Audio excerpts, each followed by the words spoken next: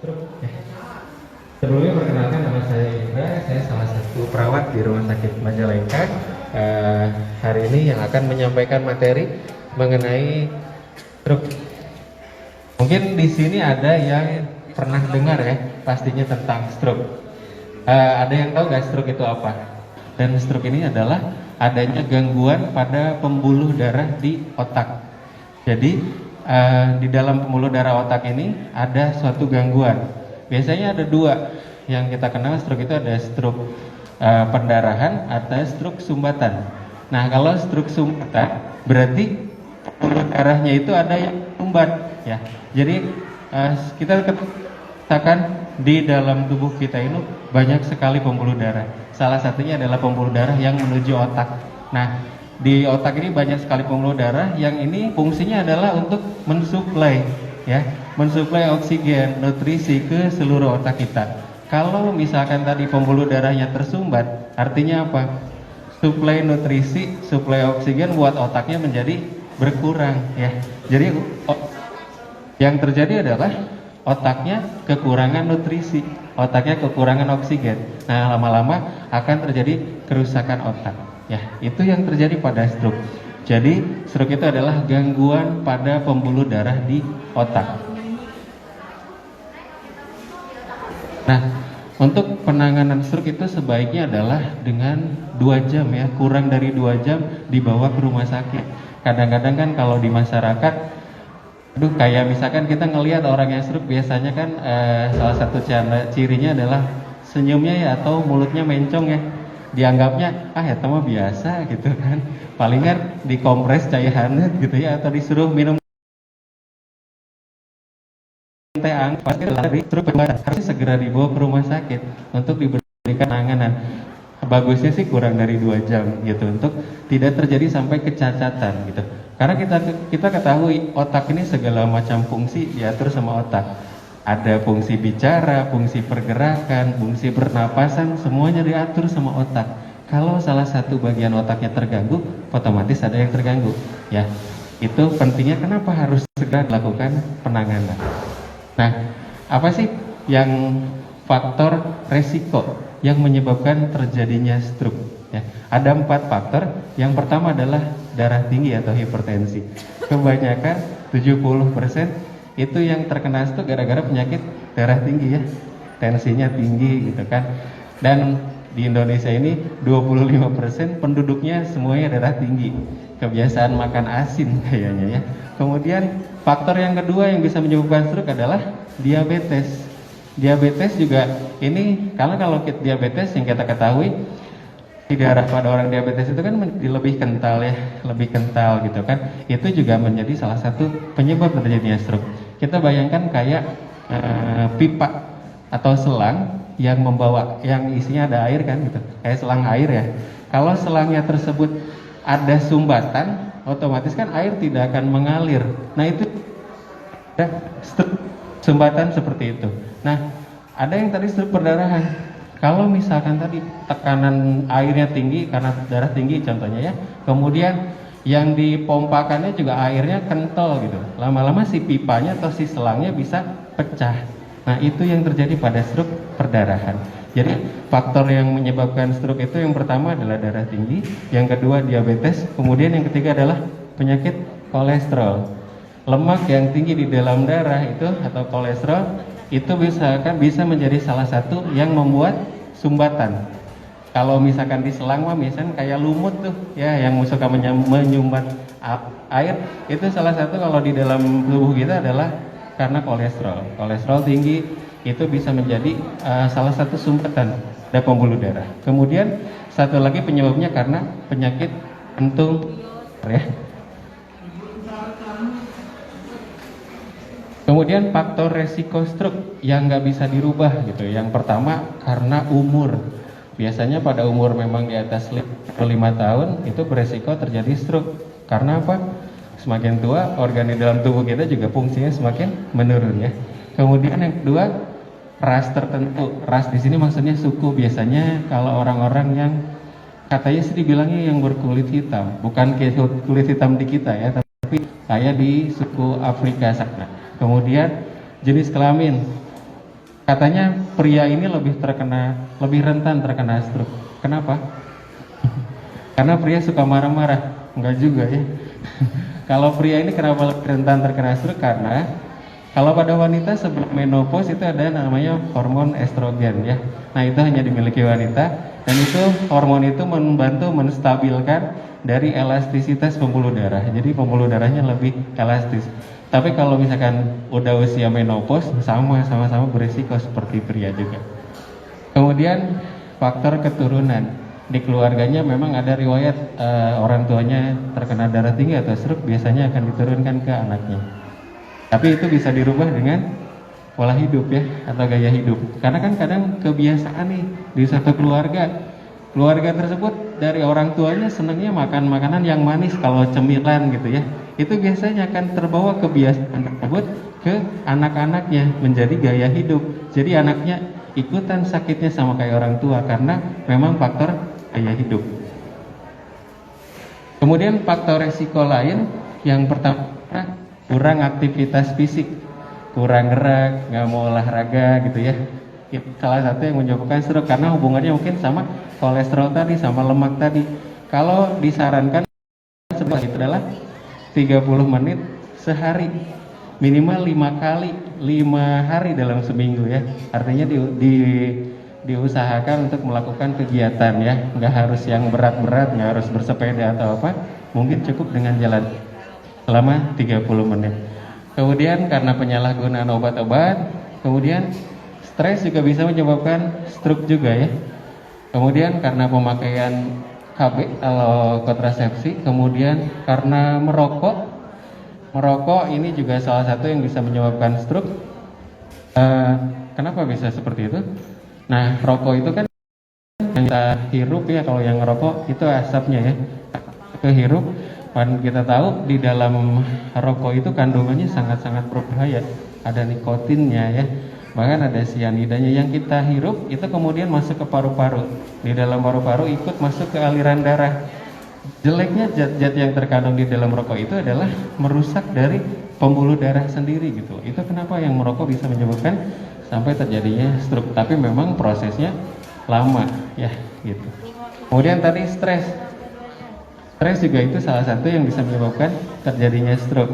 Stres itu banyaknya faktornya, kayak misalkan banyak kerjaan ya, ngadepin anak yang nakal mungkin gitu ya, atau ada masalah apa, itu juga bisa menyebabkan terjadinya stroke.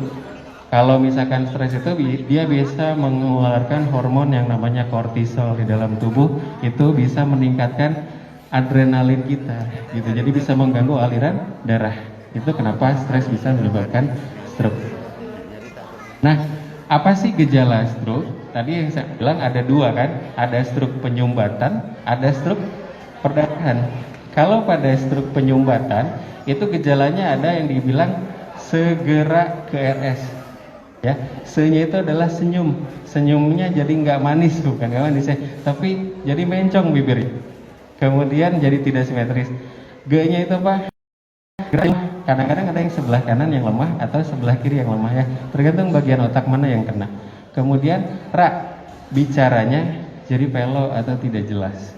Kemudian KRS tadi ya, ke-nya adalah kesemutan, kebas ya, itu salah satu jadi gejala stroke. Kemudian R-nya adalah rabun atau penglihatan menjadi tidak jelas. Kemudian S-nya adalah sakit kepala atau sempoyongan atau sampai vertigo. Nah, itu adalah tanda dari stroke, stroke penyumbatan ya, segera ke RS. Gerakan, kemudian bicara, kemudian kesemutan, kemudian rabun dan juga sakit kepala atau sempoyongan. Nah, kalau pada stroke perdarahan yang tadi di pembuluh darahnya pecah, artinya kalau pembuluh darah pecah kan darahnya keluar dari pembuluh darah kemana-mana ya, kayak keran apa, kayak selang bocor tuh, kayak gimana, airnya kemana-mana. Itu yang terjadi pada stroke perdarahan.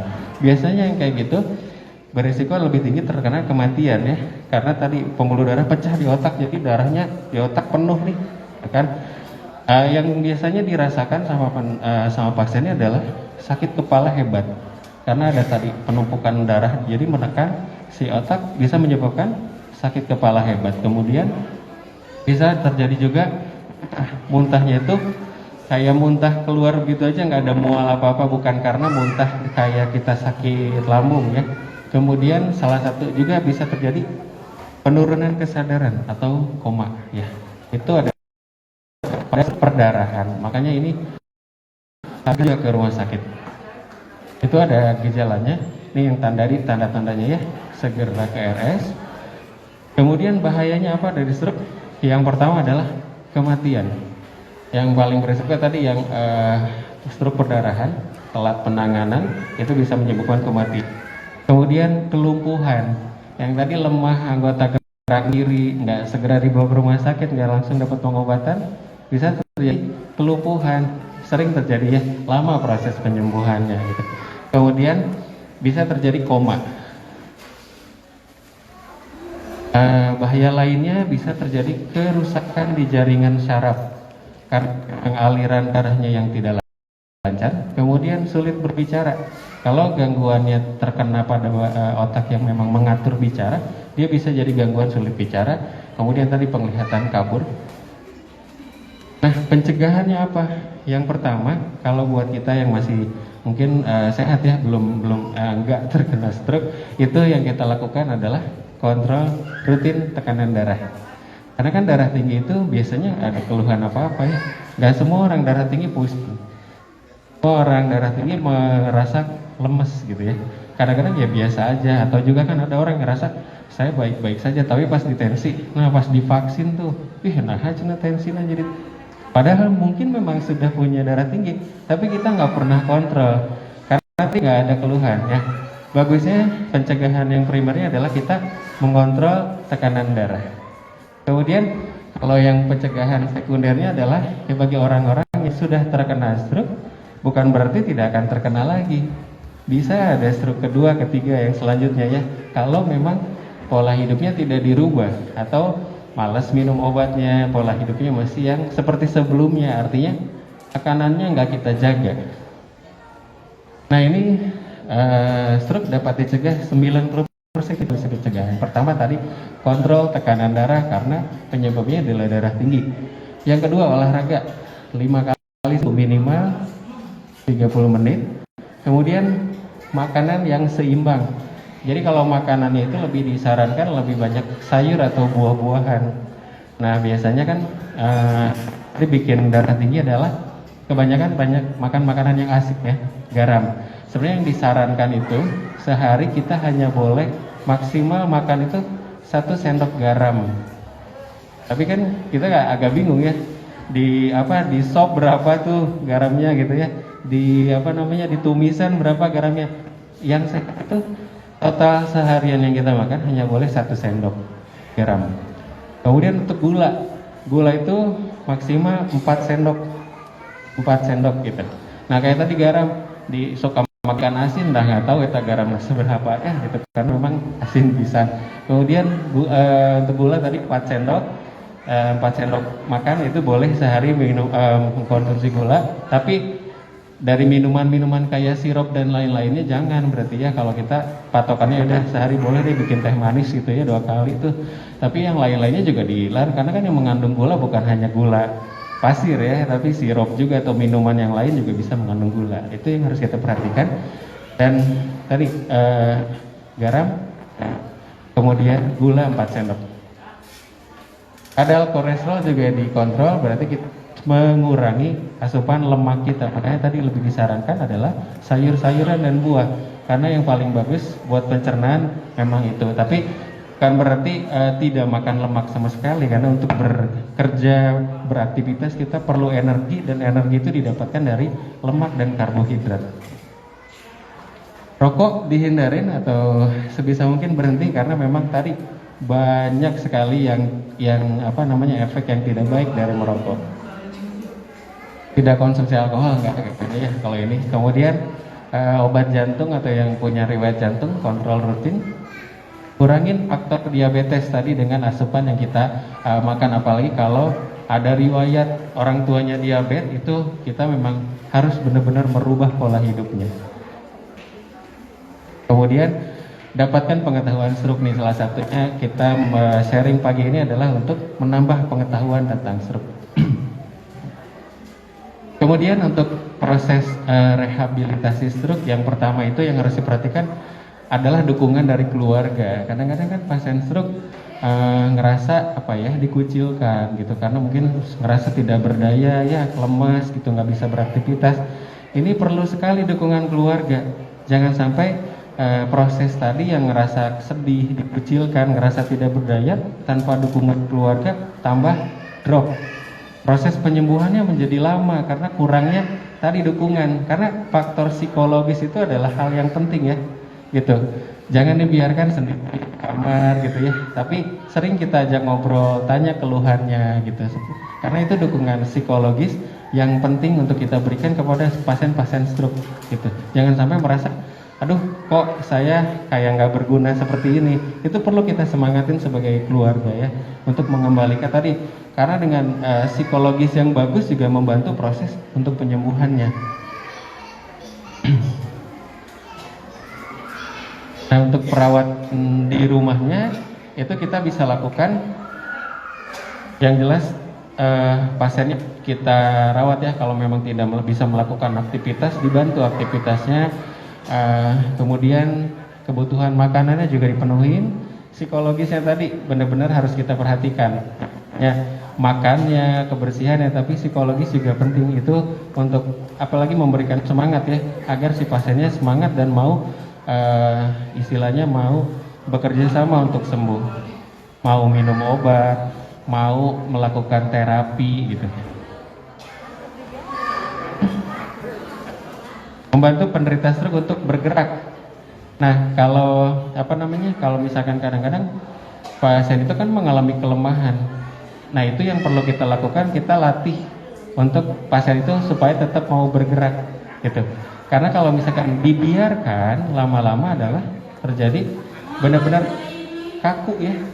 Benar-benar misalkan yang lemes tangannya dibiarin aja, lama-lama bisa jadi kaku, bisa jadi bengkak. Kemudian ukurannya bisa jadi mengecil karena tadi sirkulasi darahnya tidak lancar. Nah, ini yang juga perlu kita latih. Jadi memang untuk penyembuhannya atau pemulihannya tidak gampang ya. Tidak kayak demam, minum obat demam selesai. Stroke manjang gitu ya. Itu juga perlu dukungan tadi dari keluarga. Terus keluarga juga memang harus sabar dalam merawatnya. Nah, satu lagi yaitu tentang latihan mengenai pada pasien stroke. Jadi kalau misalkan pada pasien stroke itu, kalau misalkan pada stroke yang penyumbatan itu 5 hari pertama disebutnya adalah fase akut. Jadi pada fase akut ini supaya benar-benar tadi tidak boleh sampai ada yang, karena pasien kan benar-benar tertidur tempat tidur, ini melakukan aktivitas, jangan sampai benar-benar dibiarkan, tapi kita harus lakukan. Penting pada pasien-pasien stroke yang memang terjadi kelep itu untuk kita latih. Nah, untuk gerakannya harus kita bantu, tapi kalau udah proses penyuluhan, pasien stroke-nya memang harus kita latih supaya mandiri gitu. Untuk latihannya, kalau latihannya sepertinya sebetulnya hanya menggerakkan anggota gerak kita. Latihannya hanya menggerakkan anggota gerak kita dari kepala. Kalau misalkan dari kepala, kita bisa melakukannya dengan menundukkan kepala, kemudian menengadah balik. Nah, lakukan gerakannya itu 10 kali. Jadi nunduk, kemudian tengadah 10 kali. Kemudian yang selanjutnya adalah gerakannya menoleh ke kanan dan ke kiri. Ke kanan, kemudian selanjutnya adalah memiringkan kepala. Nah, kemudian ke kanan ke kiri. Lakukan yang terakhir adalah putarkan kepala. Nah, ini gerakan yang bisa dilatih pada pasien-pasien pasca stroke ya, yang memang terjadi. Yang pertama tadi adalah nunduk, kemudian hitung selama 10 kali. Nah, kemudian kalau udah yang nunduk, kemudian kita yang miring 10 kali juga. Setelah yang dimiringkan adalah yang menoleh kiri. Ini juga sama 10 kali, dan terakhir adalah diputar. pelan-pelan ya diputarnya ya. Ini melatih gerakan leher atau kepala. Kemudian gerakan selanjutnya adalah di gerakan tangan. Di bahu dulu. Yang bahu adalah kita mengangkat bahunya.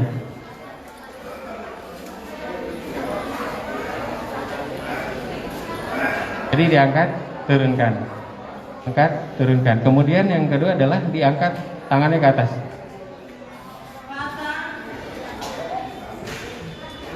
Sama 10 kali juga diangkat ke bawah. Kemudian gerakan yang lain adalah ke samping. Hati-hati ke sebelah. Jadi ke samping ya.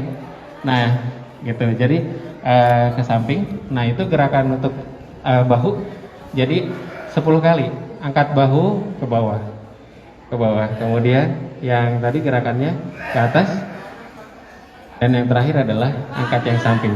Kemudian siku. Kalau siku kita tekuk kayak gini. Dilurusin, kemudian ditekuk. Ini juga sama 10 kali. Ya.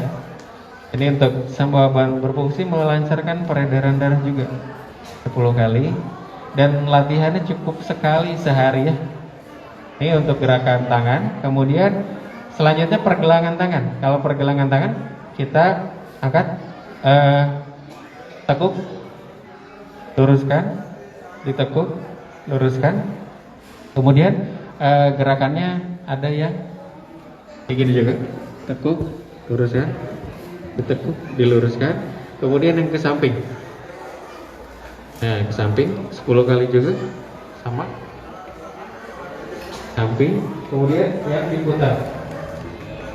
Nah, ini yang diputar 10 kali juga ya. Jadi ini melatih pergelangan tangan. Pergelangan tangan tadi yang ke atas, ke depan, ke atas, ke depan, kemudian ke samping ya. Kemudian yang diputar. Kemudian mengepal, dibuka. Mengepal, dibuka. Ini juga sama 10 kali. Kemudian yang dibuka jarinya. Biar nggak kaku ya kalau pada pasien. Jadi kita juga sambil diajak ngobrol pasiennya, kemudian dilatih. Kalau bisa mandiri kita suruh pasiennya sendiri, tapi bisa yang gerakin. Nah, kemudian jempolnya aja yang digerakin. Kemudian temuin jempol sama masing-masing jari. Nah, seperti itu. Nah, ini adalah gerakan pada tangan ya. Jadi tadi pada leher, kemudian bahu, kemudian siku, pergelangan tangan, dan terakhir pada jari-jari kita. Nah, itu gerakan yang ringan yang bisa kita lakukan latihan pada pasien-pasien yang pasca stroke pemulihan. Kalau misalkan pasiennya nggak bisa gerak sendiri, kita yang bantu. Pegang tangannya sama kita, kemudian kita gerakin. Gitu. Jadi kalau misalkan tergantung dari kemampuan pasiennya.